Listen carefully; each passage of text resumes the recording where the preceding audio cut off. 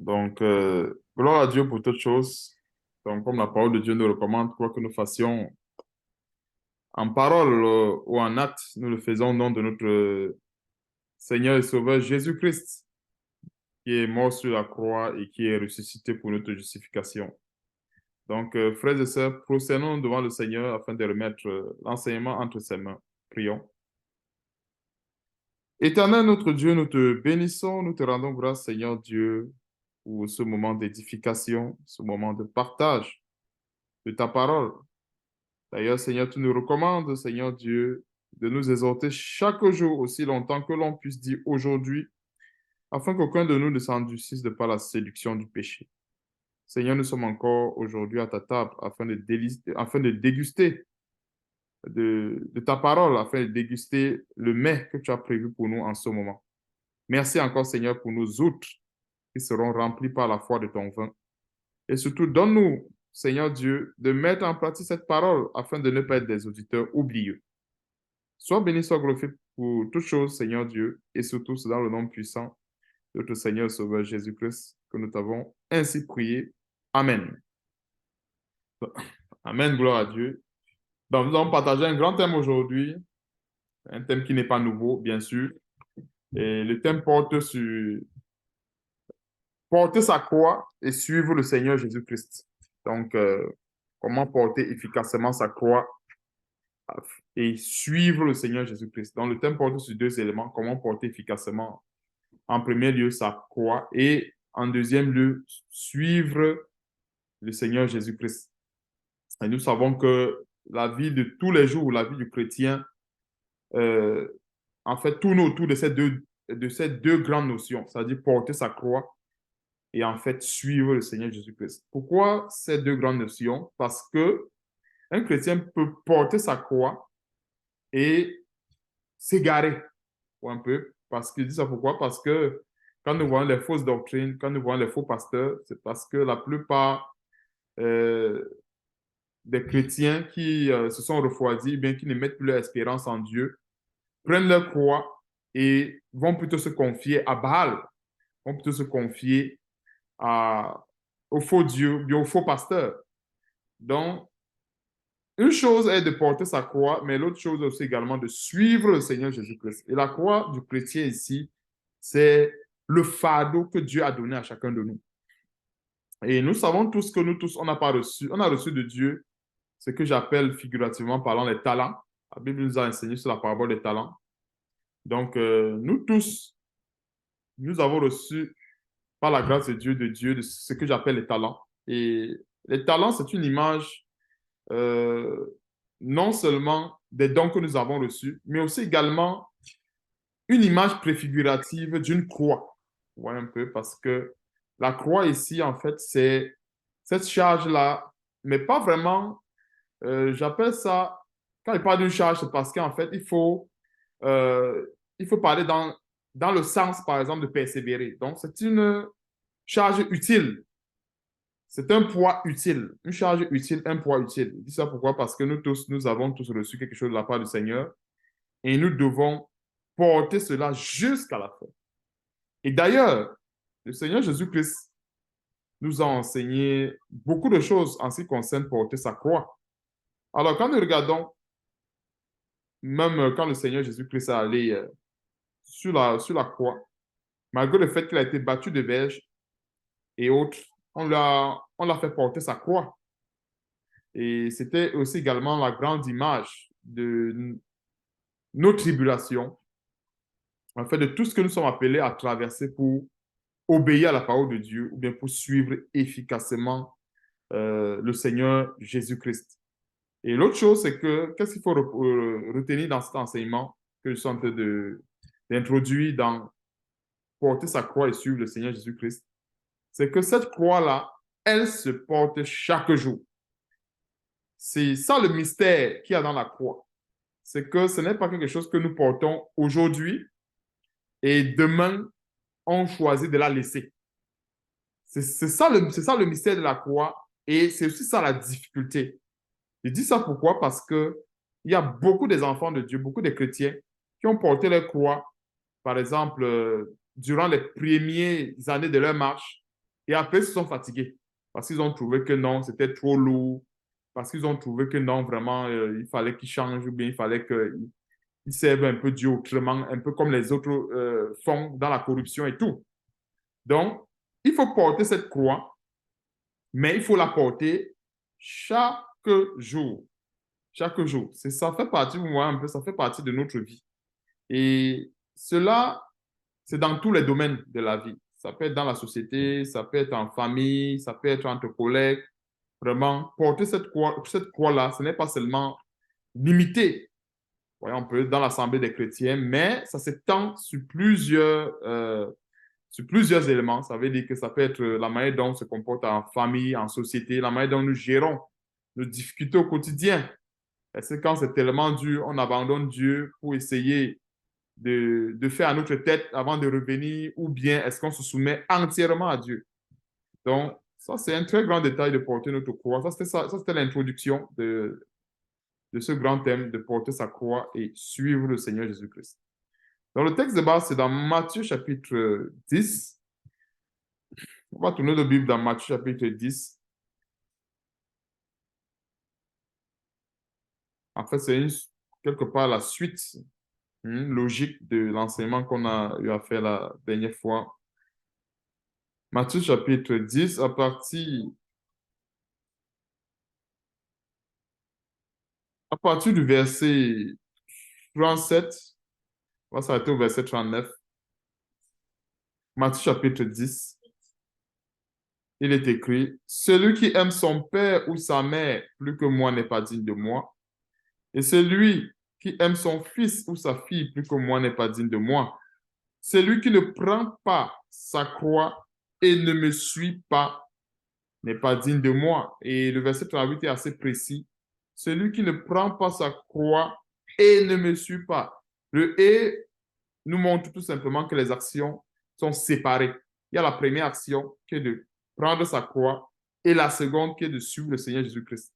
Si on regarde bien dans la parole de Dieu, la plupart, les enfants d'Israël, ils ont des fois porté, la plupart du temps, ils ont porté leur croix, mais ils ont porté cette croix-là et allaient déposer cette croix au pied de Baal. Et c'est pour cela que les prophètes tels que les Jérémie, les prophètes tels que Moïse ont été envoyés par Dieu afin que les enfants d'Israël puissent déposer leur fardeau uniquement au pied de notre Seigneur et Sauveur Jésus-Christ. Raison pour laquelle, allons dans Matthieu chapitre 11 pour voir ce détail. Matthieu chapitre 11, verset 28.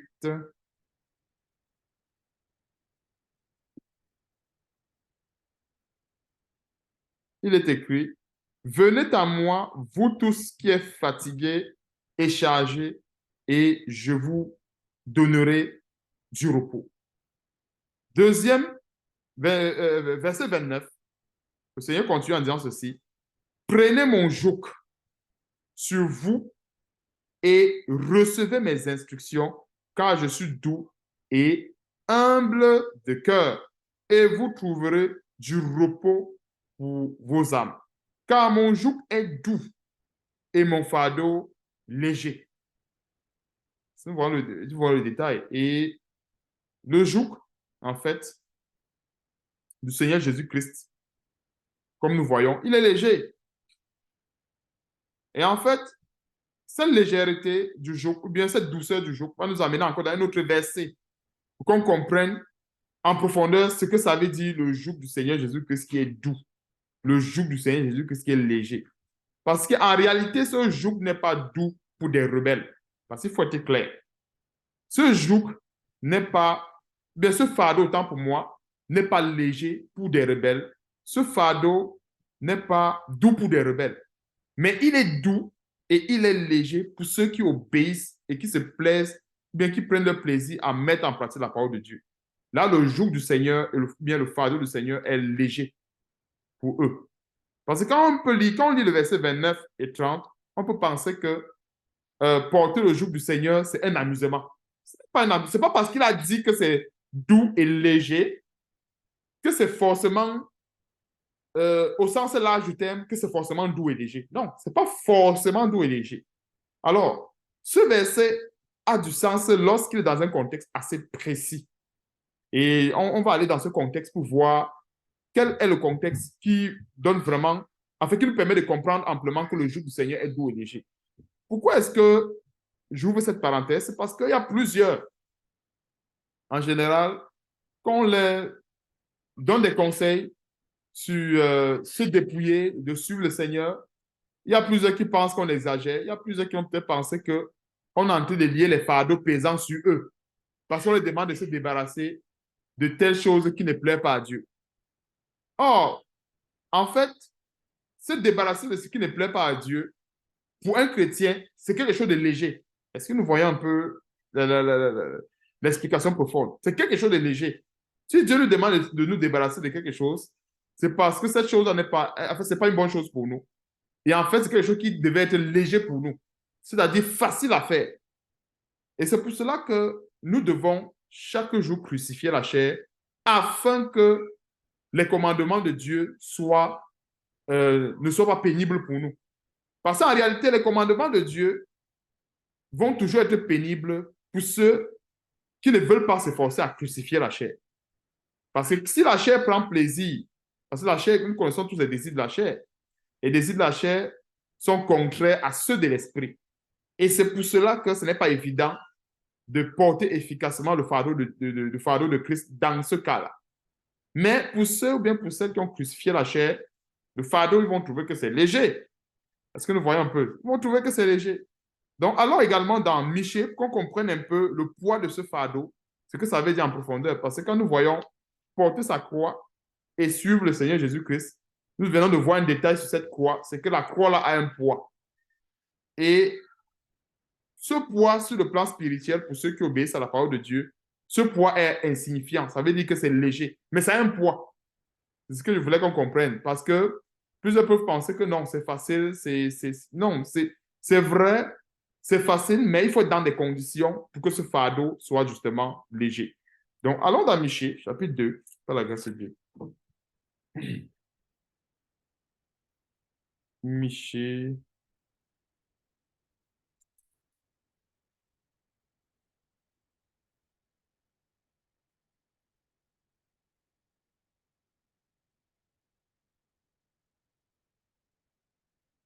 Ce prophète Michée,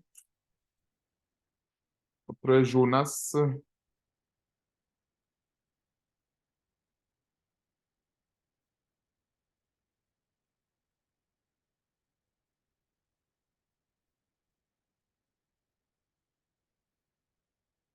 Bon, Michée chapitre 2, lisons à partir du verset 7.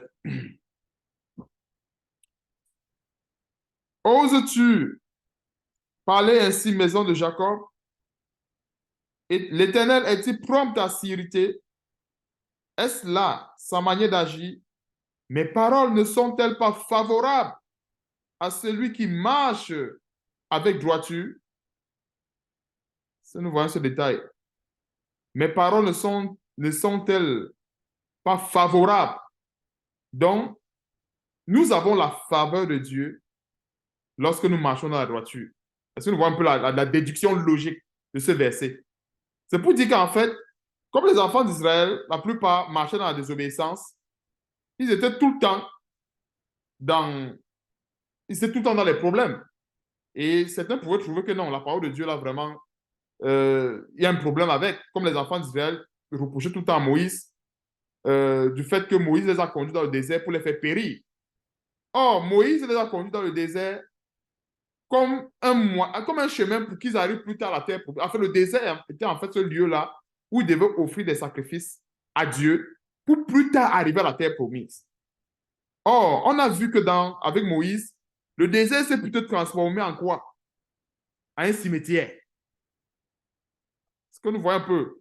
L'analogie du désert, un peu, l'analogie du désert qu'on a vu chez les enfants d'Israël dans leur désobéissance, elle est similaire encore aujourd'hui à l'analogie de la croix de Christ, ou à l'analogie, en fait, de la vie chrétienne. C'est-à-dire que la façon dont les chrétiens se comportent, la façon dont ils marchent avec Dieu, ce sont eux-mêmes qui décident si leur vie, en fait, bien sûr, les marches en Christ sera semblable soit à un désert qui va les conduire plus tard au ciel, ou bien leur manière de marcher, ça va déterminer si leur vie, par exemple, va ressembler soit à un cimetière qui va les conduire plutôt au séjour des morts.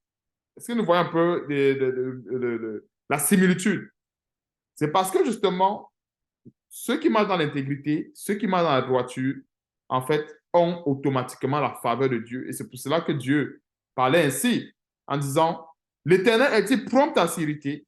Ce sont des questions que nous connaissons tous la réponse. Est-ce là sa manière d'agir? Mes paroles ne sont-elles pas favorables à celui qui marche? Il y a une précision. Mes paroles ne sont pas favorables, enfin, la parole de Dieu n'est pas favorable à n'importe qui. Non, favorable uniquement à celui qui marche avec droiture. Verset 8, Dieu continue en disant ceci. Depuis longtemps, on traite mon peuple en ennemi. Vous enlevez le manteau de dessus les vêtements de ceux qui passent avec sécurité en revenant de la guerre.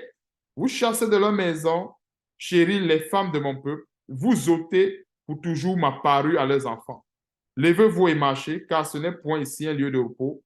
À cause de la souillure, il y aura des douleurs violentes. Donc, juste en s'arrêtant ici, qu'est-ce qu'on peut comprendre? Le peuple d'Israël ils étaient responsables de leur châtiment, mais responsables des plaies qui les arrivaient. Et c'est pour cela que quand nous allons dans Ésaïe 59, allons dans Ésaïe 59 pour comprendre ceci. Et c'est partant de là que nous voyons que la parole de Dieu s'agence comme les maillons d'une chaîne. Et c'est pour ça que c'est bien important de porter efficacement sa croix, ou bien de porter sa croix. Et nous devons porter cette croix-là chaque jour. Parce que l'un des grands problèmes avec les enfants d'Israël, c'est qu'ils ne portaient pas leur croix chaque jour. Ils essayaient de porter leur croix le jour où il y avait la manne qui tombait du ciel. Et quand il n'y avait plus de manne, ils laissaient la croix tomber. Ils laissaient la croix tomber. Ésaïe 59, c'est sur la croix, porter sa croix. Non, la main de l'Éternel n'est pas trop courte pour sauver, ni son oreille trop dure pour entendre. Ésaïe 59, verset 1. Mais ce sont vos crimes qui mettent une séparation entre vous et votre Dieu. Ce sont vos péchés qui vous cachent sa face et l'empêchent de vous écouter, car vos mains sont souillées de sang et vos doigts de crime. Vos lèvres profèrent le mensonge et votre langue fait entendre l'iniquité. Donc, l'ennemi du chrétien restera toujours l'iniquité, les péchés et ainsi de suite. Qu'est-ce qui peut empêcher un chrétien de porter efficacement sa croix? Nous avons la réponse. Qu'est-ce qui peut empêcher? Les crimes, les péchés et ainsi de suite. Donc, quand la Bible nous demande de mener une vie de repentance, c'est parce que, en fait, le péché, c'est ce poison-là qui empêchera toujours le chrétien de porter efficacement sa croix. Un peu, c'est un poison. Parce que le péché va détourner le chrétien de la voie de Dieu. Il va prendre cette croix-là, aller se prosterner devant Baal, et ça va être la corruption. Alors, pour porter efficacement la croix de notre Dieu, il faut bien que nous marchions dans l'intégrité parfaite, comme on a vu dans Michée, bien dans la droiture, afin que Dieu nous fait, afin que nous ayons toujours la faveur de Dieu, bien afin que Dieu nous fasse jouir de sa faveur à tout moment. Et comme je disais tantôt, cette croix, elle n'est pas à porter quand ça nous arrange. Nous devons porter cette croix même quand ça ne nous arrange pas, ou bien même quand nous sommes dans des situations où la croix devient difficile à porter. Raison pour laquelle Dieu nous a donné sa parole. Et quand je méditais une fois par rapport à la psychologie et tout ça, j'ai dit, waouh, la parole de Dieu. Est-ce que vous savez que la discipline, c'est maintenant que je viens de comprendre, pendant que je suis en train de parler là, pendant que je suis en train de parler. En fait, les sciences telles que la psychologie et consorts, psychologie, c'est pas trop. Si on regarde cela à profondeur, avec beaucoup de discernement, on va comprendre que ce sont des sciences diaboliques qui copient mot pour mot, je voulais dire qu'ils essaient de copier un peu la consolation que donne la parole de Dieu. Parce qu'en fait, quand les gens sont troublés, quand les gens, et en général ici, quand les gens traversent des situations difficiles, que ce soit séparation, divorce, on va les conseiller d'aller voir un psychologue. Je crois que nous tous, on connaît ici, il y a plusieurs qui sont devant les psychologues. Que ce soit une situation de séparation, divorce, ou bien une situation où peut-être l'enfant se sent menacé, il est peut-être anxieux, on va dire, va consulter un psychologue. Et c'est maintenant qu'il vient de comprendre qu'en fait, cette science-là, en fait, c'est une science, en fait, les hommes ont créé ça comme quelque part pour voler la gloire de Dieu. Parce qu'en fait, l'homme est censé prendre son fardeau et le déposer au pied de Dieu. Nous avons été créés pour cela. En fait, les problèmes qui arrivent à l'homme aujourd'hui, c'est parce que l'homme a décidé de ne pas déposer son fardeau là, il faut déposer. Et c'est pour cela que ça devient un problème. Parce qu'en principe, si tous les hommes marchaient comme Dieu avait bien voulu, on devait avoir des fardeaux, mais avoir des fardeaux qui sont des fardeaux légers, comme le dit Matthieu chapitre 10, qu'on vient de lire. Parce que la Bible nous qualifie que le joug de Christ est doux et léger. En fait, le poids de ce joug que nous voyons, doux et léger, c'est ça en fait le joug qu'on est censé porter chaque jour. C'est ça son poids. Mais vu que les hommes se détournent de la face de Dieu, ce joug qui était censé être doux et léger pèse plus d'une tonne. Et quand ça pèse plus d'une tonne, on va recommander aux gens, va voir un psychologue, il va te conseiller, il va te faire ceci. Et c'est maintenant qu'il vient de comprendre qu'en fait, ces psychologues, psychologie et tout le reste, c'est tout simplement des farces. Parce qu'en fait, notre vérité, parce que quand on demande à une personne d'aller voir un psychologue, c'est question de rechercher une consolation. Or, un homme ne peut pas consoler un autre homme. Puisqu'en fait, nous avons été créés à l'image de Dieu. L'homme a été créé à l'image de Dieu, donc il n'y a que Dieu seul qui peut nous consoler, en principe. Il n'y a que Dieu seul. Maintenant, dans ceux qui ont rejeté Dieu, ceux qui ne veulent pas, qui n'ont jamais voulu, qui n'ont jamais cherché Dieu, bien qui ont rejeté Dieu en d'autres termes, ils vont chercher les psychologues. Or, normalement, une personne qui marche dans l'intégrité de la parole de Dieu, quand c'est dur, il retourne chez qui? Chez Dieu. Parce que vous voyez un peu un grand détail. Donc, normalement, en principe, les psychologues et tout ça, les médecins, la plupart, ils sont là pour les gens qui n'ont pas de foi. Parce que normalement, qu'est-ce qu'un chrétien va faire chez un psychologue? Il va aller faire quoi chez un psychologue? Quand nous lisons la parole de Dieu ainsi, quand nous la méditons ainsi, nous comprenons comment est-ce qu'elle est. En fait, ça nous recharge. Même si on était troublé, même si le fardeau était pesant, ça nous recharge. Pourquoi? Parce qu'à ce moment, Dieu nous montre même le problème. Parce que pendant que Dieu nous enseigne, il va dire non, ton problème, en fait, ce qui fait que ton fardeau pèse, c'est ça. C'est le péché, c'est l'iniquité, ou bien c'est le manque de foi. C'est même déjà le fait que tu penses, même bien que tu crois que je ne peux pas te guérir, ou bien que tu crois que je ne peux pas alléger ton fardeau. Parce que, euh, dépendamment dépendamment du talent, je voulais dire, dépendamment des dons que Dieu a déposés en nous, bien dépendamment des devoirs que Dieu nous a donnés à chacun de nous, Dieu va peut-être permettre que le fardeau de tel frère, par exemple, dure peut-être pour un an, en attendant qu'il change. Dieu va peut-être permettre que pour l'autre frère, ça fasse 2 mois. Dieu va permettre que peut-être pour l'autre frère, ça fasse 5 mois, 5 ans. Mais en fait, ce qu'on doit retenir, c'est ceci. Si on regarde toujours à Dieu, si on marche dans la droiture, en fait, cette parole sera toujours en notre faveur. La parole de Dieu sera toujours en notre faveur. Parce qu'on commence à rencontrer des difficultés et des problèmes sérieux lorsqu'on a laissé cette parole pour aller chercher les solutions ailleurs. Là, le fardeau va devenir difficile. Et ceci, ce n'est pas le cas, par exemple, pour les gens qui n'ont pas Christ. Il faut bien qu'on le sache. Et dit ça pourquoi? Parce que un chrétien ne doit jamais, très souvent, il y a des chrétiens qui font ces erreurs-là. Un chrétien ne doit jamais, jamais oublier ce que je vais dire, ou bien un chrétien ne doit jamais, en quelque sorte, penser que sa vie est peut-être pareille à celui qui n'a pas Christ. Non, celui qui n'a pas Christ, c'est clair que Satan ne le combat pas. Donc, ça veut dire que il va essayer de faire des choses du monde. Ça va marcher.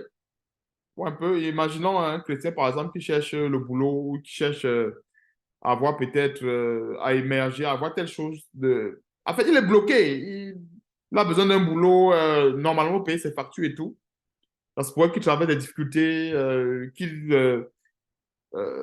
qu'il cherche vraiment longtemps avant de l'avoir. Et quelque part, pourquoi? Parce que, comme nous le savons tous, Satan est quelque part descendu euh, sur la terre pour combattre tous les chrétiens, mais tous ceux qui suivent la voie de Jésus-Christ. Et l'autre côté que nous devons savoir, c'est que si Dieu permet, ça ne veut pas dire qu'il ne peut pas nous délivrer, mais c'est que quelque part, certainement, il voudrait qu'on retienne une leçon. Ou bien certainement qu'il voudrait qu'on retienne quelque chose. Parce que avec Dieu, ce qui est bien, c'est que chaque chose a un temps. Et à chaque fois qu'on va chercher qu'on s'en va chercher le secours en Égypte, nous sommes tout simplement en train sur le plan de l'horloge, nous sommes en train, en fait, de retarder, en quelque sorte, ce que Dieu avait prévu pour nous. Et ce n'est que normal, parce que quand nous regardons euh, la plupart des prophéties, quand les enfants d'Israël ont marché dans la désobéissance et tout, et quand il a plu à Dieu de les restaurer, nous voyons que Dieu, dans son grand amour, il avait promis de restaurer même les années que le gazam, le gélec avait dévoré. Mais comme je disais tantôt, le plus nous marchons dans l'obéissance de la parole de Dieu, le mieux ça ira pour nous. Alors, est-ce que Dieu ne peut pas nous restaurer des années que le gazam, le gélec a dévoré? Mais sauf que nous ne devons pas, en fait, laisser notre champ comme ça libre à Satan pour qu'il dévore tout ce qu'il a dévoré en disant que non, peut-être Dieu va nous restaurer. Ouais, nous devons toujours être vigilants. Et c'est clair que le dévoreur, nous sommes toujours dans un périmètre où nous devons sécuriser ce que Dieu nous a donné. Maintenant, dans ce qui n'est pas en notre force ou en notre pouvoir, si le dévoreur le dévore, même Dieu le saura que non, on n'a pas pu sécuriser cela et le dévoreur l'a dévoré. Et ceci montre en quelque sorte que nous veillons sur notre portion que Dieu nous a donnée, ou bien que nous veillons en fait sur notre salut. Donc voilà un peu les petits détails sur porter sa croix. Parce que porter sa croix, ça intègre beaucoup des éléments, beaucoup de notions, et notamment la persévérance également. Parce que comme je disais tantôt, porter sa croix, ce n'est pas une histoire d'une journée, de 2 jours, de 3 jours, non. Ça intègre une notion de persévérance. Donc, allons également dans Jacques chapitre 1.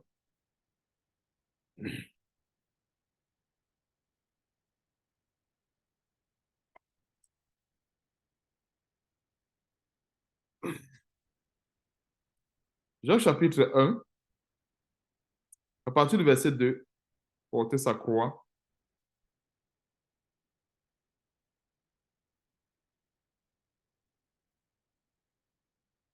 On va lire du verset 2 au verset 4.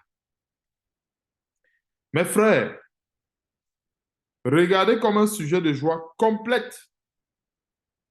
Et ce verset nous apporte une grande lumière sur le fait que le sujet de joie ne doit pas être partiel, doit être complète. Et ce n'est pas souvent évident. Et je ne sais pas si vous avez constaté quelque chose. Quand nous voyons une parole comme cela, des fois, quand nous lisons cela, quand on le lit comme ça rapidement, c'est pas évident de saisir les détails. Très souvent, c'est des versets qu'on a même besoin de lire une fois, 2 fois, 3 fois pour saisir plusieurs détails dans le verset. Pourquoi? Parce qu'on parle d'un sujet de joie complète. C'est-à-dire ce qualificatif n'est pas là pour rien. C'est tout simplement pour nous faire comprendre que ce n'est pas évident. Ce n'est pas évident d'être dans les tribulations, dans les souffrances et d'avoir une joie complète. Ce n'est pas évident. C'est-à-dire qu'il faut vraiment se faire violence en mettant vraiment sa foi en Dieu, son espérance en Dieu, pour que cela puisse arriver. Parce que quand nous voyons un verset comme cela, c'est pour dire que c'est la finalité. Parce que dans l'épreuve, normalement parlant, en principe, quand nous sommes dans l'épreuve, ce n'est pas évident d'atteindre ce standard d'un coup. Parce que il peut arriver qu'on reçoive un choc. C'est tout à fait normal. En recevant ce choc dans l'épreuve, nous avons comme devoir d'aller chercher la consolation dans la parole de Dieu, comme disait tantôt. Les hommes vont chercher la consolation chez les psychologues parce qu'ils ont rejeté Dieu. Alors, nous, on ne doit pas chercher la consolation chez les psychologues. Donc, qui nous console, c'est qui? C'est le Seigneur Jésus-Christ, via sa parole. C'est pour cela que dans les épreuves, nous devons plutôt aller chercher la consolation dans la parole de Dieu. Parce que disons-nous, nous ne sommes pas en train de mener une foi, ou bien de vivre une foi qui est nouvelle. La foi que nous menons aujourd'hui, elle n'est pas nouvelle.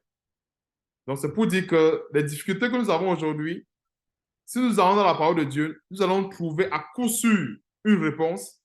Pourquoi? Parce que il y a certainement plusieurs serviteurs de Dieu qui ont traversé les mêmes difficultés que nous et qui ont même traversé pire. Ça, il faut être vrai. Qui ont traversé pire. Parce que quand on regarde le cas de Job, vraiment, on peut dire, c'est pas pour rien que le Seigneur a dit s'il y avait Daniel, Job, quoi, Noé, quand le Seigneur prend Job en référence, ce n'est pas pour rien. Quand Dieu lui-même prend un serviteur comme référence dans la droiture, ce n'est pas pour rien. C'est parce qu'il a été éprouvé et qu'après l'épreuve, il n'est pas tombé. Parce qu'on peut dire qu'il n'est pas tombé, ça ne veut pas dire que durant sa marche, il n'a pas eu de bas. Comme on l'avait vu une fois dans Job, on a vu quelque part que Dieu l'a repris. Mais quand Dieu l'a repris, qu'est-ce qu'il a fait? Il s'est soumis. Il a reconnu sa faute. Il a mis la main à sa bouche. Il a reconnu que non, Dieu, vraiment, je reconnais que j'ai péché. Et c'est aussi également ça, porter sa croix. Parce que des fois, il peut arriver qu'on trébuche. Mais si on a trébuché, il ne faut pas rester là où on a trébuché. Il faut se relever et continuer le combat. Donc, verset 2, mes frères, regardez comme un sujet de joie complète les diverses épreuves auxquelles vous pouvez être exposés, sachant que l'épreuve de votre foi produit la patience. Mais il faut que la patience accomplisse parfaitement son œuvre, afin que vous soyez parfaits et accomplis sans faillir en rien. Waouh! Et il y a aussi également un grand détail qui est attaché au verset 4, c'est la perfection. Je ne sais pas si vous avez constaté cela par le passé, que le verset 4 mentionne la perfection. Alors, cette perfection qui est quelque part attachée aux épreuves, attachée aux tribulations. Waouh, ça, moi, je n'avais pas vraiment remarqué ce détail par le passé. Et c'est comme ça que Dieu nous amène à méditer la parole de Dieu chaque jour. Pourquoi? Parce qu'on peut traverser les épreuves aujourd'hui et penser que, voilà, il n'y a plus rien ne va et ainsi de suite. Non, c'est parce que quelque part, Dieu voudrait que nous soyons parfaits, comme le dit ce verset, et accomplis. Avant de commencer l'enseignement, je disais tantôt que les serviteurs de Dieu, l'apôtre Paul, tous les apôtres, ils ont pour la plupart enseigné avec leurs tribulations. Ils ont enseigné avec leurs tribulations, les épreuves qu'ils ont traversées. C'est ça que nous avons aujourd'hui comme évangile. Donc l'évangile, ce n'était pas, comment dirais-je, ce n'était pas basé sur les expériences des autres, mais c'était basé sur leurs propres expériences. Et quelquefois, Dieu voudrait que, comme nous voyons très souvent, quand nous lisons la parole de Dieu ainsi, en principe, nous avons déjà tout ce qui contribue à la vie et à la piété. Mais cela n'empêche pas que chacun de nous, Dieu écrive avec nous. Euh, quand il dit que Dieu écrive avec nous, c'est pour dire que la vie que nous menons au quotidien, ça peut constituer d'autres épîtres. Je ne sais pas si vous comprenez, je sais pas si vous comprenez ce que par là dit. C'est-à-dire, par exemple, tel frère qui traverse telle difficulté, la manière dont il persévère, la manière dont il se confie en Dieu, la manière dont Dieu le secoue, on pourrait même encore constituer une autre épître, c'est-à-dire qu'ajouter à ceci un peu, c'est que la Bible serait, je ne sais pas, très... La Bible aurait beaucoup de pages. Et c'est ça même la beauté de la parole de Dieu, c'est que, en fait, nous avons une forme de redondance, mais une redondance qui est utile. Parce que c'est clair que les versets que nous sommes en train de lire aujourd'hui, on l'a lu, je ne sais pas combien de fois. On a lu, je dis bien les mêmes versets, on l'a lu plusieurs fois. Mais à chaque fois que le Seigneur nous amène dans un verset, il y a toujours une révélation profonde qui sort de ce verset. C'est ça la beauté de la méditation de la parole de Dieu. On peut lire un même verset, on peut encore revenir demain sur le même texte. Dieu nous révèle encore la profondeur du verset. Comme je disais tantôt, la perfection qui est attachée au verset 4, c'est quelque chose de grand. Parce que des fois, on peut oublier cela dans les épreuves. Dieu voudrait qu'on soit parfait. Quand nous prions, Seigneur, conduis-nous vers la perfection. Mais on ne sait même pas que, en priant comme cela, nous avons nous-mêmes cherché les épreuves. Je ne sais pas si j'ai été clair dans cette parole. C'est-à-dire que quand nous prions, on demande, Seigneur, conduis-nous vers la perfection, que nous soyons parfaits par les parfaits. Mais on ne sait même pas qu'à ce moment, nous sommes en train de demander les épreuves. Donc, si on n'avait même pas, ça va venir. Pourquoi? Parce que la finalité, c'est la perfection. Et c'est pour cela que, en fait, quand Dieu nous remonte ainsi, c'est pour dire que toute épreuve dans nos vies, c'est parce que quelque part, Dieu voudrait qu'on soit parfait et accompli. Sans épreuve, c'est impossible. Et ce qui me plaît, c'est que, regardons un peu dans les disciplines d'école. Nous tous, avant d'être là où nous sommes aujourd'hui, nous avons été évalués à plusieurs reprises dans nos disciplines. C'est-à-dire celui qui a fait mécanique, celui qui a fait thermique, celui qui a fait informatique, et ainsi. Tout le monde a été évalué.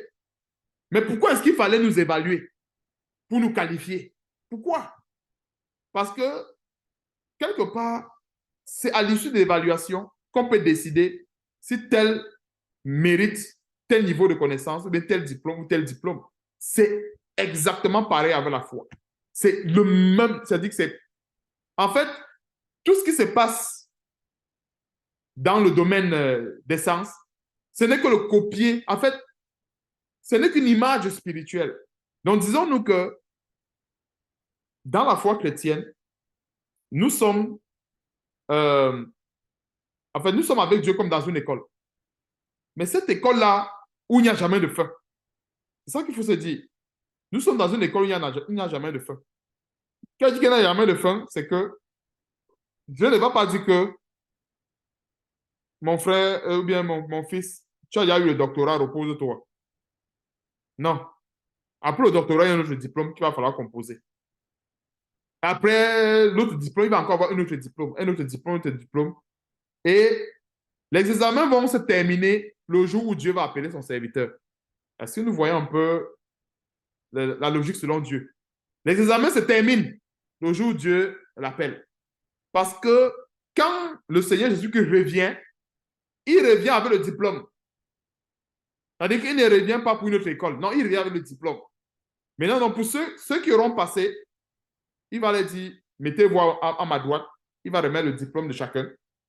Maintenant, ceux qui auront échoué, nous connaissons tous, ça va être le lac de feu. Donc, nous sommes en pleine composition pendant que nous sommes encore sur la terre. Et on va composer jusqu'à ce que le Seigneur décide de nous appeler. C'est quand il nous appelle que les examens s'arrêtent. C'est-à-dire qu'il n'y a plus de composition, il n'y a plus d'examen. Mais disons-nous que tant que nous sommes en vie, nous allons composer. Est-ce que nous voyons comment est-ce que cet enseignement, c'est carrément le contraire de ceux qui pensent qu'à un moment donné, avec la parole de Dieu, on peut toucher le fond. On ne touchera jamais le fond de la parole de Dieu. Jamais. Et l'école de Dieu ne va jamais s'arrêter parce que Dieu va toujours nous enseigner, nous enseigner, nous enseigner, nous enseigner et nous enseigner. Donc, allons dans le Saint-Esprit, Jean chapitre 14. Terminé. Jean chapitre 14. Nous sommes dans la rubrique de suivre le Seigneur Jésus-Christ. Jean chapitre 14. À partir du verset 25.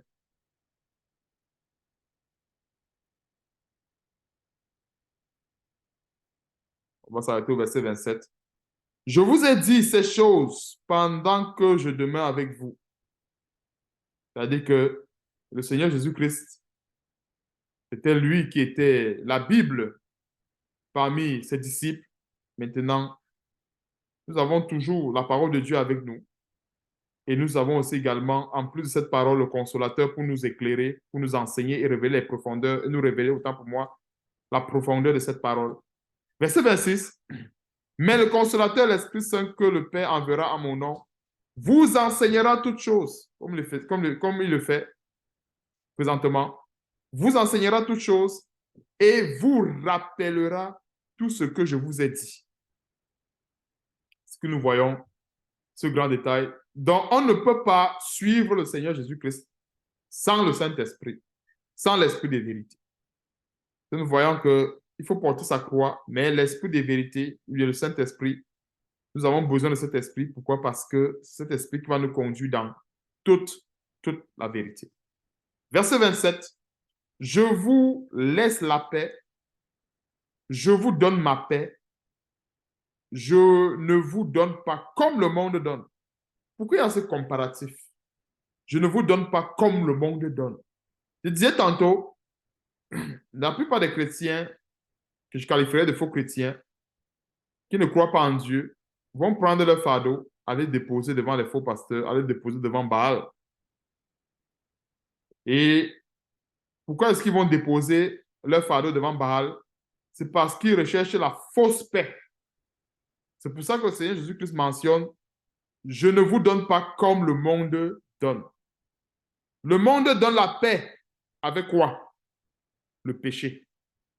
Je veux résumer ça comme ça. Le monde donne la paix avec le péché. Jésus-Christ donne la paix avec la sanctification. Sanctification, vérité de la parole de Dieu, la même chose. Il donne la paix avec la sanctification. Le monde donne la paix avec le péché. Pourquoi? Je parlais tantôt d'une personne qui traverse une situation difficile. On va dire, voilà le numéro d'un psychologue, appelle-le, il va te donner des conseils. Tu arrives dans le cabinet d'un psychologue, il va te pomper certains trucs. En fait, c'est clair que tout ce qu'il aura à dire, que ce soit aux chrétiens ou à peu importe, celui qui va conseiller, la plupart ne sera pas biblique. Il y a même d'autres, j'avais suivi à l'époque, d'autres on te propose des chansons. Et très souvent, c'est des chansons qui ne sont même pas des bonnes chansons parce qu'en fait, quand il y a une musique qui ne glorifie pas Dieu, c'est que ça glorifie Satan. On va te dire, écoute telle musique, ça va te détendre, écoute telle méditation. Et voilà comment cette personne est en train de baigner dans le yoga, dans la méditation, dans autre chose, dans le bouddhisme. Ça, on va comment on a mis cette personne dans le bouddhisme parce que, soi-disant, il faut l'apaiser. Soi-disant, il faut que cette personne se calme parce qu'elle traverse une situation difficile. Alors que Dieu peut consoler cette personne avec la sanctification, comme je disais tantôt. Il donne la paix avec la sanctification, tandis que le monde donne la paix avec le péché. Vous voyez un peu, le péché, les idoles, et tout ce qu'on connaît de ténébreux là, le monde donne la paix et toujours avec ça. C'est pour cela que le Seigneur Jésus nous dit ceci, je ne vous donne pas comme le monde donne. Le monde donne aussi également la paix. La différence entre la paix du monde et la paix du Seigneur Jésus-Christ, c'est que Jésus-Christ, notre Seigneur, donne la paix avec la sanctification, tandis que le monde donne la paix avec le péché, la corruption et tout ce qui est comme ténèbres, tout ce qui est ténébreux. Voilà comment est-ce que le monde donne la paix. Raison pour laquelle le Seigneur nous donne une condition pour bénéficier de cette paix, que votre cœur ne se trouble point et ne s'alarme point. Alors, quand le Seigneur nous recommande ceci, que votre cœur ne se trouble point, c'est parce que Dieu ne peut pas travailler dans un cœur qui est troublé. Dieu ne peut pas travailler dans un cœur où il y a l'inquiétude. Parce que des fois, quand nous lisons ce genre de versets et que Dieu nous dit que votre cœur ne se trouble point, c'est parce que Dieu nous aime. Dieu voudrait bien agir dans nos vies, mais la condition est la suivante, que notre cœur ne se trouble point. C'est pour dire que si le cœur est troublé, Dieu ne pourra pas bien agir. Il ne pourra même pas travailler. Parce que dans le cœur qui est troublé, qui travaille? Nous connaissons tous Satan. Satan qui travaille. Or, quand le cœur n'est pas troublé, quand nous sommes dans le calme, dans la tranquillité, qui travaille, nous connaissons bien, c'est Dieu qui travaille. Et c'est la même chose qui est dite, que le Seigneur a répété ici au verset 1. Quand votre cœur, Jean chapitre 14 ce jour, ne se trouble point, croyez en Dieu et croyez en moi. Si le Seigneur a répété ces paroles, ce n'est pas pour rien. C'est pour dire que pendant la marche chrétienne, il peut arriver qu'à un moment donné, on sent, enfin, qu'on sent la charge. On sent que ça pèse. On dit vraiment, est-ce que je veux pouvoir y arriver? Et pendant qu'on sent cette charge-là, le cœur commence à être troublé. Et quand le cœur commence à être troublé, nous tous on sait que Dieu ne peut plus agir efficacement ou puissamment dans ce genre de cœur. Raison pour laquelle il faut se ressaisir avec la parole de Dieu. Et il faut se ressaisir aussi également avec le témoignage de Christ. Les témoignages de la vie, de la parole de Dieu que nous vivons au quotidien, ce n'est pas pour rien. Ce n'est pas pour rien. David, l'une des choses qui a été comme que David a retenu, mais quelque chose qui soutenait la foi de David devant Goliath, c'était le fait qu'il avait pu terrasser le lion. Eh bien, comment il protégeait les bébés, il terrassait les lions et tout. Mais alors, quand il est arrivé devant Goliath, il avait ce témoignage. David n'avait jamais lutté contre un Goliath. Mais il s'est basé du témoignage de la parole de Dieu qu'il avait pour pouvoir dire que non, mon Dieu qui m'a sauvé de telle situation me sauvera encore de cette situation-ci, présentement. Donc, ce n'est pas pour rien quand nous voyons des exemples comme ça dans la Bible. C'est pour dire que des fois, il peut arriver qu'on porte le fardeau. On porte notre croix. On fait 1 kilomètre avec, c'est facile. Dès qu'on rentre dans le deuxième kilomètre, le fardeau commence à peser. J'utilise un peu le langage des hommes. Le fardeau commence à peser. Mais pourquoi est-ce que le fardeau commence à peser? C'est tellement il y a quelque chose qui ne va pas, qui crée inimitié, c'est-à-dire qui est en quelque sorte l'élément qui fait que le fardeau pèse et qu'il faut se débarrasser. À ce moment, il faut aller devant le Seigneur. Parce que si on ne va pas devant le Seigneur et qu'on s'inquiète, ça ne résout pas le problème. Parce que si on s'inquiète, le fardeau va toujours peser. Ça va continuer de peser et ça va nous fatiguer. Or, si on va devant le Seigneur, certainement le Seigneur pourra nous révéler, bon, voilà telle chose voilà telle chose qui t'empêche, par exemple, de marcher droitement selon ma parole, ou bien qui fait peser ton fardeau. Et à ce moment, le chrétien pourra se débarrasser de cela. Et voilà que le fardeau redeviendra léger. Et il va continuer sa marche de plus belle. Et c'est comme ça que plusieurs personnes seront étonnées en disant que waouh, tu as fait comment pour arriver ici? Moi, à peine à 1 kilomètre, j'étais déjà fatigué. Toi, tu as pu faire 5 kilomètres. Est-ce que vous voyez un peu? Tu as une certaine image pour dire en fait que quand nous portons le témoignage de Christ, il y a plusieurs qui peuvent être étonnés. Il y a des situations où les gens vont dire, mais moi j'avais commencé telle chose, je n'ai pas pu finir. Mais comment toi, tu as pu finir? C'est la grâce de Dieu. Est-ce que nous voyons un peu? C'est la grâce de Dieu. Il y a beaucoup de personnes qui vont dire, euh, par exemple, travailler peut-être dans un milieu et trouver que non. En étant en contact avec telle chose, ça provoque telle maladie, ça provoque un cancer. Mais comment est-ce que tu n'as jamais eu de cancer? Comment est-ce que tu es en bonne santé? Vous voyez un peu que ça, tout cela, ça fait partie de la manière, ou un peu de la marche chrétienne. Comment est-ce qu'on se comporte avec le Seigneur et comment est-ce que le Seigneur nous donne cette force pour qu'on puisse porter ce fardeau jusqu'à la fin. Donc, Dieu soit loué, que Dieu soit encore une fois de plus béni pour cet enseignement. On va voir un dernier détail, j'avais oublié, 1 Jean chapitre 5. 1 Jean chapitre 5.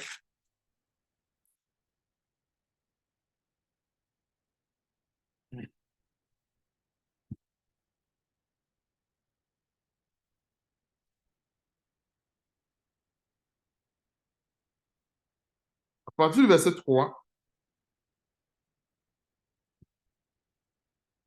Car l'amour de Dieu consiste à garder ses commandements et ses commandements ne sont pas pénibles. Comme nous avons vu tantôt, les commandements de Dieu ne sont pas pénibles en réalité pour ceux qui marchent dans la droiture.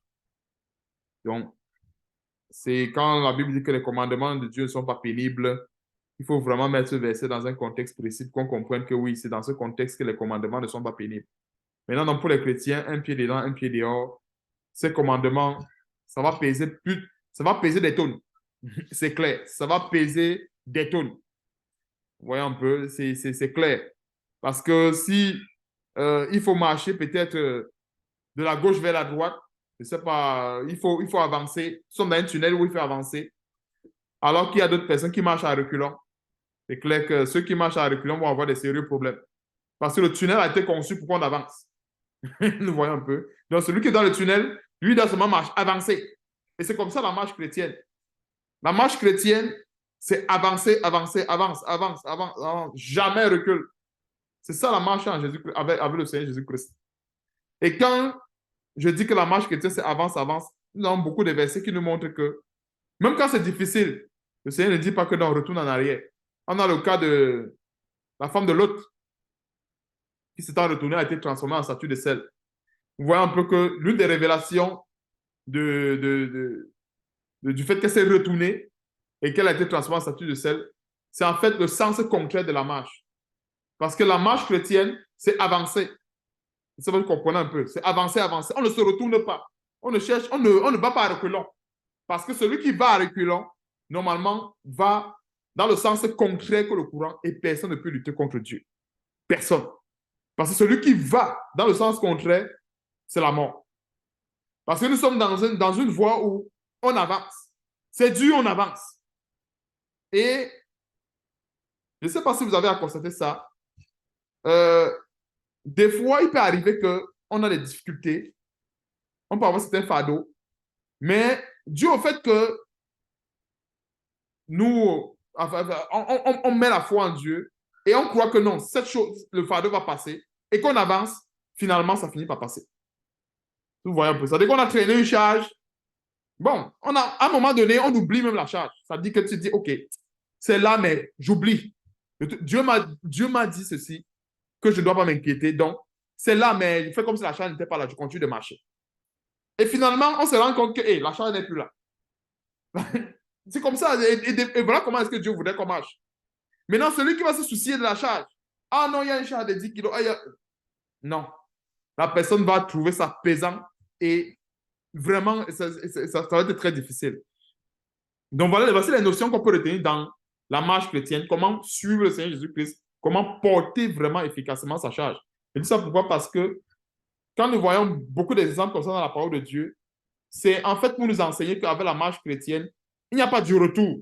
Le retour, c'est la mort. Ça veut dire que si nous sommes dans un chemin où Dieu nous dit seulement avance, tu sens même un coup d'épée dans ton dos. Avance, avance, avance, avance. Pourquoi? Parce que le coup d'épée qu'il peut avoir dans le dos du chrétien à ce moment, ça peut être la distraction. Parce que n'oublions pas, Satan a ce que j'appelle les traits enflammés. Satan est celui-là qui ne veut pas voir le chrétien avancer. Donc, de temps en temps, il va envoyer les coups d'épée, il va envoyer un peu des tribulations pour que le chrétien puisse se tourner et faire marche arrière. Est-ce que nous comprenons un peu quand Dieu nous demande d'avancer? Quand Dieu nous demande d'avancer, c'est parce que tout vent contraire tout vent contraire, c'est la distraction. Tout vent contraire, en fait, ça vient de Satan. Pourquoi? Parce que Satan voudrait qu'on recule. Et celui qui va s'hasarder à reculer, c'est la mort. Pourquoi? Parce que nous sommes dans un chemin où nous devons seulement avancer. Et surtout que quand nous sommes rendus à des niveaux où nous sommes déjà tellement loin, ça ne vaut même pas la peine de reculer. Parce que le deux pas que tu recules, c'est la mort. C'est la mort et c'est la mort assurée. Alors qu'en avançant, comme je disais tantôt, on peut traîner une charge, je vais donner un exemple comme ça, de 10 kilos au pied. On traîne, on avance, on avance, on avance. Par la foi, on peut arriver à un certain niveau où on ne sent plus rien. On ne sent plus rien. Et ce sont les choses que, pour la plupart du temps, on a peut-être eu certaines chrétiens ont eu à expérimenter cela dans leur vie. C'est-à-dire que tu commences à traîner une charge, un fardeau. La première journée, la charge pèse 100 kilos. Tu continues. Après 3 mois, la charge pèse 50 kilos. Voilà la preuve que Dieu a agi. Après 6 mois, la charge pèse 25 kilos. Voilà la preuve que Dieu travaille. Il y a toujours la charge. Après 1 an, la charge pèse 5 kilos. Après 2 ans, 1 kilo. Voilà. Après là, il n'y a plus de charge. Est-ce que nous voyons un peu? Donc, des fois, voilà comment est-ce que Dieu nous appelle à marcher. Donc, celui qui croit que la marche chrétienne, c'est marcher avec 0 kg, ou bien que la croix, quand la Bible dit que les commandements ne sont pas pénibles, c'est pour dire que dans la marche chrétienne, on ne sent rien, on ne sent... Non, c'est faux. C'est très faux. Ça, c'est faux. En fait, le fait que les commandements ne sont pas pénibles, c'est parce qu'on regarde à Dieu. Et regardons encore un dernier détail, avant de clôturer l'enseignement. Les serpents qui mordaient les enfants d'Israël dans le désert. Qu'est-ce que Dieu a dit? Et c'est un grand détail à méditer par rapport à la charge. Dieu pouvait tuer ces serpents. Dieu pouvait dire, OK, quand ton bâton, les serpents là vont mourir et puis les enfants d'Israël vont marcher. Regardons ce que Dieu a fait. Et ça c'est le résumé de tout l'enseignement. Dieu a demandé à Moïse de lever un serpent des reins, à tel enseigne que les enfants d'Israël devaient regarder à ce serpent. Les autres serpents devaient continuer à mordre. Hein. Ce n'est pas comme si les autres serpents n'étaient pas au repos. Mais en regardant à ce serpent, ils ne devaient plus ressentir les morsures des autres serpents. Et c'est comme ça. Et c'est en fait ça le résumé de l'enseignement de porter la croix. Parce que des fois, nous sommes dans les difficultés, nous sommes dans les tribulations, mais on a des fois besoin d'un modèle. Nous regardons à quoi? Or, si on regarde à notre divin modèle, c'est clair qu'on est au-dessus de tout. Et je crois que je vous avais fait part de ce témoignage une fois. Ça, c'était à l'époque. À l'époque, la moindre mal de tête, je partais à l'hôpital. Je vous assure, une fois, ça m'était arrivé. J'étais allé une fois je crois que j'étais allé une fois en clinique. J'avais un peu mal à la tête. Je partais consulter à l'époque, je n'étais même pas chrétien, médecin. Dès que je suis arrivé, j'attendais le docteur. Et ça mettait même le temps. Je ne sais pas combien de temps que j'avais mis. Mais j'avais peut-être attendu, je ne sais pas, c'est 15 minutes. Si mes souvenirs sont bons, 15 ou 20 minutes. Mais pendant que j'attendais, j'ai vu une femme qu'on sortait de la voiture. Elle arrivait en urgence. Et elle n'arrivait pas à marcher. On l'a menée sur une chaise roulante. Juste le fait que je la voyais avec l'attroupement, comment on la conduisait en urgence, je me suis tourné et je suis rentré. Elle voyait un peu. C'est-à-dire, sur le champ, je n'avais plus mal à la tête. C'est-à-dire que la maladie était partie. Donc, des fois, voilà un peu comment est-ce que on peut avoir un fardeau qui s'évapore avec justement notre divin modèle. Parce qu'en fait, le Seigneur Jésus-Christ, il a subi les plus pires des châtiments. Les plus pires. Quand nous voyons la parole de Dieu dire que ce sont que c'est de ces meurtrissures que nous sommes guéris, ce n'est pas pour rien. Quand la Bible dit que le châtiment qui nous donne la paix est tombé sur Jésus-Christ notre Seigneur, ce n'est pas pour rien. C'est parce que c'est la vérité. Pourquoi? C'est pour dire que le chrétien aujourd'hui, il n'y a plus de raison. C'est-à-dire Satan ne peut plus voler notre paix. En principe, il ne peut plus. Il ne peut que voler la paix chez ceux-là qui ne croient pas au prince de la paix. Si nous arrêtons de croire au prince de la paix, alors il va voler. Mais si on continue à croire au prince de la paix, qui est Jésus-Christ, Satan ne pourra pas voler notre paix. Parce que cette parole qui dit que le châtiment qui nous donne la paix est tombé sur Jésus-Christ, c'est pour dire qu'aujourd'hui, il y a quel châtiment encore qui peut nous enlever cette paix-là? S'il faut utiliser des relations d'inégalité, c'est pour nous faire comprendre ceci, et je vais associer à cette relation d'inégalité Galates chapitre 2, verset 20, quand l'apôtre Paul dit, si je vis, ce n'est plus moi qui vis, c'est Christ qui vit en moi. C'est pour dire quoi? Le Seigneur Jésus-Christ nous a donné sa paix, selon la parole. Alors, cette paix a pour fondement le châtiment suprême qu'il a porté sur la croix. Il dit bien suprême. Il n'y a pas plus grand châtiment que ce qu'il a porté. Alors, nos petits châtiments-là, je dis que j'utilise les relations d'inégalité. Nous avons reçu la paix moyennant un châtiment suprême. Versus, en fait, les petits châtiments que nous avons qui, en quelque sorte, on pense que ça va pouvoir voler la grande paix que nous avons reçue. Alors, ça, on veut tout simplement mettre la relation d'inégalité. C'est clair que les châtiments qu'on peut avoir aujourd'hui, les épreuves auxquelles on peut être soumis aujourd'hui, c'est très inférieur. Alors, c'est très inférieur, c'est pour dire que la paix que nous avons reçue avec Jésus-Christ va toujours emporter, ça va toujours demeurer. C'est une très grande relation d'inégalité. Vous voyez un peu comment est-ce que c'est évident à comprendre.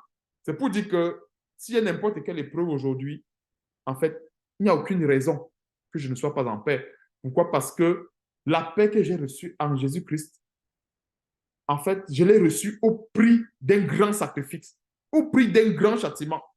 Alors, si aujourd'hui, il arriverait, prenons l'exemple, il arriverait aujourd'hui que le chrétien meurt par une tribulation, comme ça a été le cas d'Étienne et ainsi de suite. On voit bien que s'il meurt par tribulation, il a la paix. Ou un petit, je suis allé au maximum. Parce que des fois, euh, ce qui peut limiter la foi du chrétien, c'est qu'il y a, la plupart du temps, il y a plusieurs qui ne sont pas prêts à porter les fardeaux jusqu'à la mort. Parce qu'en fait, aujourd'hui, nous vivons pour Jésus-Christ et nous vivons par l'Esprit. Et si nous vivons par l'Esprit, nous ne devons pas limiter notre intelligence aux choses qui sont ici en bas. Et nous devons nous efforcer pour que cela soit ainsi. C'est pour dire quoi? Si c'est la volonté de Dieu que c'est la mort qui arrive, gloire à Dieu. Est-ce que nous voyons un peu? Ça ne nous vole pas la paix. La paix demeure. La paix de Jésus-Christ demeure. Mais par contre, si le chrétien veut dire, ah, vraiment, non, je vais préférer vivre, même si je dois arrêter, ou bien je dois rentrer dans la corruption, ou bien je veux préférer garder ma vie. Or, le Seigneur Jésus-Christ avait dit ceci, celui qui conservera sa vie la perdra. Donc, ça veut dire que si je veux conserver, par exemple, une vie de péché, je veux conserver une vie de corruption, alors je vais finir par la perdre. Donc, le chrétien doit être prêt à perdre une vie de vanité pour recevoir ou bien pour toujours garder cette vie d'abondance et de paix que notre Seigneur Jésus-Christ nous a donnée. Parce que il nous a donné cette vie, mais nous vivons cette vie sur le premier plan. Parce qu'il y a deux plans de vie. Le premier plan, c'est ici sur la terre. Et le second plan, c'est quand il va revenir. Ouais, un peu. Et c'est pour cela qu'aujourd'hui, nous avons la victoire sur des esprits impurs, nous avons la victoire sur des esprits malins. C'est parce que nous vivons ce premier plan de cette vie victorieuse, cette vie éternelle que Dieu nous a donnée par notre Seigneur et Sauveur Jésus-Christ. Donc, que Dieu soit loué pour cet enseignement et qu'il nous donne vraiment de mettre cela en pratique et surtout de persévérer. Comme je disais tantôt, le chrétien n'a pas de raison. C'est-à-dire que nous ne devons pas ouvrir la porte pour que Satan vienne nous voler la paix. Comme je disais tantôt, avec ces relations d'inégalité, la paix que nous avons reçu cette paix au prix du plus grand châtiment de ce monde. Parce que imaginons, prenons encore notre exemple pour comprendre le châtiment du Seigneur Jésus-Christ. Imaginons l'enfant du plus riche du monde qui est crucifié pour n'avoir rien fait. Pensons-nous que son père sera dédommagé à hauteur de combien de milliards? C'est-à-dire que le plus riche du monde, on a crucifié son enfant pour rien.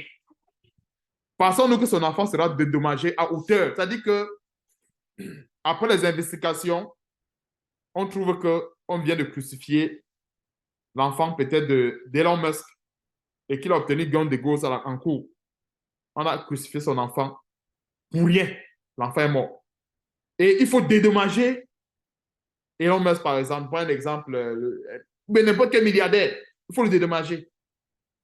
On voit bien qu'il va exiger plusieurs milliards.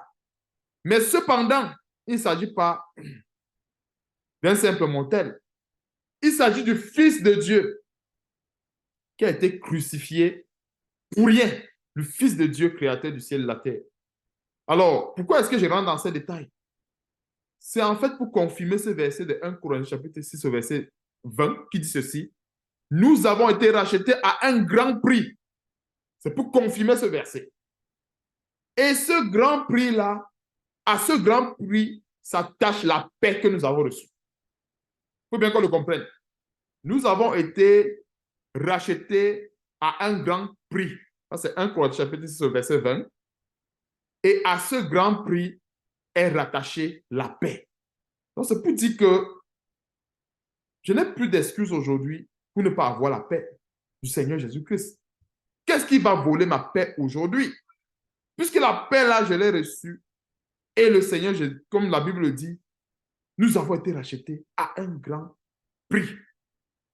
Donc, il y a tellement d'exemples pour nous encourager, supporter notre croix jusqu'à destination, afin de dire que peu importe les épreuves, peu importe les situations qu'on peut rencontrer en chemin, rien ne pourra nous séparer de l'amour de notre Seigneur Jésus-Christ. Rien ne pourra nous séparer de l'amour de Dieu qui a été manifesté en lui. Et c'est ça, c'est le plus grand médicament, la plus grande consolation qu'on peut recevoir. Même si nous sommes sur le bord du gouffre, la plus grande consolation qu'on peut recevoir de la parole de Dieu, c'est que rien. On va lire ce verset de Romains chapitre 8. C'est vraiment très puissant. Romains chapitre 8. Romains chapitre 8.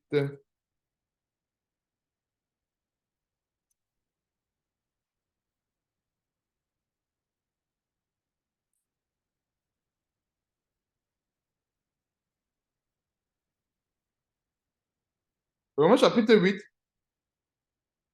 à partir du verset 37.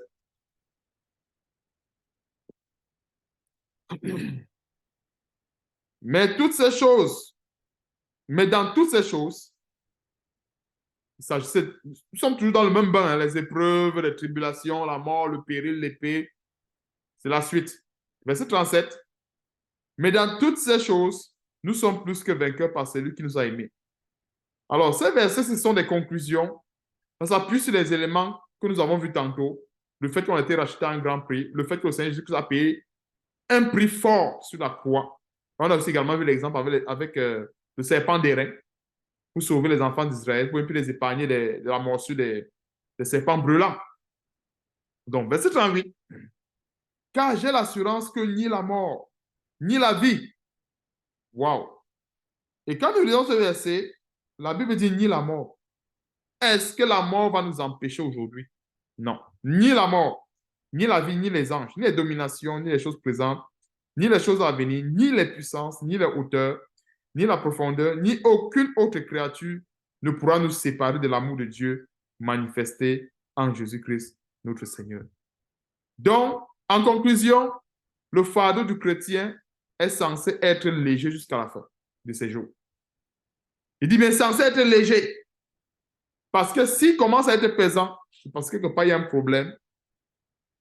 C'est normal qu'on ressente son poids à un moment donné parce que quand on reçoit une épreuve, il y a un choc. Il y a comme une petite déconnexion qui se fait. Mais cherchons la reconnexion avec la parole de Dieu. Parce que s'il y a une petite déconnexion, c'est parce qu'on a reçu un choc. Quelque chose qu'on ne s'attendait pas, c'est un choc. C'est tout à fait normal. Alors, quand il y a la déconnexion à ce moment avec la parole de Dieu, cherchons la reconnexion. Et on va comprendre que lorsque nous avons la reconnexion à ce moment, le fardeau va recommencer à être léger. Ça va recommencer à être léger. Parce que le moment où il y a la déconnexion, c'est le moment où Satan va chercher à entrer en jeu pour commencer à proposer des solutions. Va chez le psychologue, va ceci, va voir telle personne. Tu penses que tu pries plus que qui? C'est parce qu'il y a la déconnexion. Et à ce moment-là, il faut courir, rechercher la connexion. Et c'est en recherchant la connexion avec Dieu que le fardeau va recommencer à être doux, léger, comme on a vu tantôt. Et ce verset-ci, 37, 38, 39, c'est aussi également le résumé de tout ce que nous avons dit tantôt, en disant que, en fait, le fardeau du chrétien est censé être léger durant toute sa vie. Léger, léger, léger. Parce que la mort, quand on dit la mort, c'est pour dire en fait que si on dit à un chrétien que on te tue pour ta foi chrétienne, il dit OK, si c'est la volonté de Dieu, j'accepte. Il n'y a rien qui peut l'arrêter. Vous voyez un peu, rien, ni la mort, ni les choses présentes, ni les choses à venir, rien ne pourra nous séparer de l'amour de Dieu. Donc voici les éléments. Dieu nous a donné beaucoup de choses, beaucoup d'éléments qui nous aideront, mais beaucoup de paroles pour nous aider à porter notre fardeau, pour que chacun puisse porter sa croix et suivre le Seigneur Jésus-Christ. Parce que comme je disais tantôt, ce n'est pas facile. Porter sa croix et suivre le Seigneur Jésus-Christ, ce n'est pas facile. Parce que quand nous avons des problèmes, quand nous avons des situations, nous devons chercher notre vrai médecin, c'est Jésus-Christ. Et si nous savons déjà que en lui, nous avons l'assurance et que même la mort ne pourra même pas nous arrêter d'avoir cette assurance, alors nous sommes déjà, en fait, nous avons déjà la paix à ce moment-là. Donc, gloire à Dieu pour toutes choses. Que le Seigneur soit béni pour cet enseignement et qu'il nous donne surtout de mettre cela en pratique chaque jour dans nos vies afin d'avoir la paix et d'avoir la victoire dans les épreuves. Amen.